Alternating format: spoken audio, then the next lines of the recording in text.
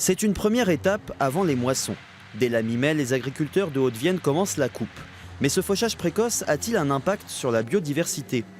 Dans cette exploitation, les tracteurs ramassent plus de 20 hectares d'herbe. Depuis le mois d'avril, 2 autres parcelles ont ainsi été récoltées. Et les exploitants l'assurent, les plantes ne sont pas menacées. À ma connaissance, non, c'est pas quelque chose qui pose de problème au niveau de la biodiversité. Au bout d'un moment, ça arrive à fleurir, à épier, donc les graines sont toujours là et les fleurs sont toujours présentes.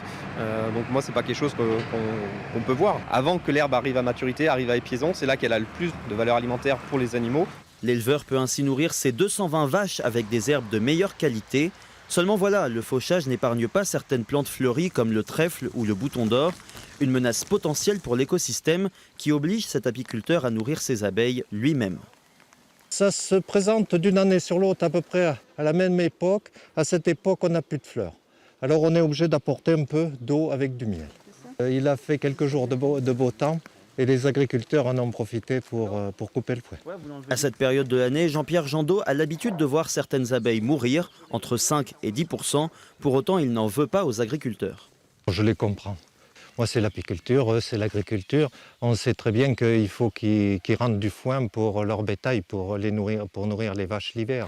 Selon lui, l'utilisation de pesticides est plus grave que le fauchage précoce, même si ce dernier reste un problème.